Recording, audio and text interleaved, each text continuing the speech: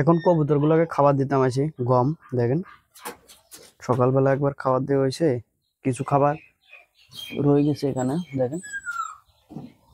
আর যে ডিমের খোসাগুলো দিয়েছে এগুলো পুরোপুরি খাইছে। দেশি কবুতরগুলো দেখেন, এগুলো কিছুদিনের মধ্যে ডিম পারবে, এর কারণে নিচে এগুলা মাটিগুলা খাইতে আসে। আর সিরাজ কবুতরগুলো দেখেন, আর লক্ষা কবুতরগুলো এখানে বসে আছে। এখন কবুতরটা মোটামুটি সুস্থ হয়েছে, এই কালো কবুতরটা। আর এখানে এগুলো তো ডিম দেবে, এটা দেশি কবুতরের ঘরটা। সিরাজ কবুতরটা দেখেন। আর আজকে দেশি কবুতরের বাচ্চাগুলা আপনাদেরকে দেখাবো। আর এখন কবুতরগুলোকে খাবারটা দিয়ে দিই।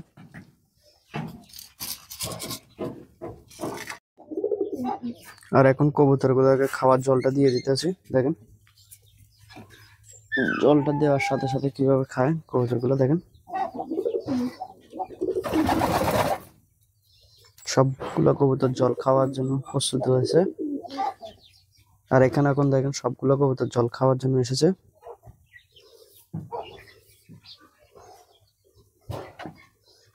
পরিষ্কার জল, এটা একদম ফিল্টারের জল। কবুতরকে ভালো জল দিলে, জল যদি খারাপ হয় তাহলে কবুতরের অসুস্থতা বেশি হয়।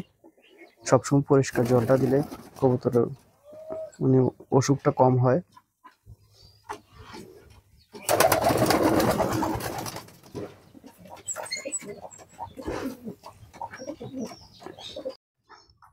আর এখন গরমের দিন, কবুতরগুলোকে আজকে স্নান করতে দেব। আর কবুতরগুলো যে খাবারটা দিয়েছি দেখেন, খাবারটা খাইতে আসে না, কারণ পেটের মধ্যে খাবার আছে।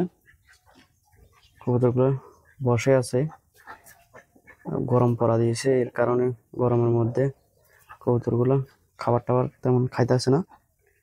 তাই আজকে কবুতরগুলোকে স্নান করতে দেব। দেখেন এখন কবুতরগুলোকে স্নান করার জন্য জল দিয়েছি। আর সবগুলো কবুতর বলের মধ্যে বসে কিভাবে স্নান করে এই জিনিসটা দেখেন। এই জিনিসটা দেখতে অনেক সুন্দর লাগে। এই জিনিসটা সবার মধ্যে বুঝবেন না সুন্দর জিনিসটা, যে কবুতর পালন করে সে বুঝবে এই জিনিসটা। মানে কবুতরগুলো এইরকম ভাবে স্নান করে বা অন্যান্য বিষয়গুলা যারা কবুতর পালেন তারাই বুঝবেন। দেখেন সবগুলো কবুতর এখানে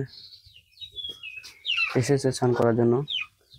লক্ষা কবুতরটা দেখেন, এই আগে একটু অসুস্থ ছিল, এখন মোটামুটি সুস্থ হয়ে গেছে। কিন্তু আমার ক্যামেরাটা ভালো নয়, এর কারণে সবকিছু ভালোভাবে দেখা যায় না।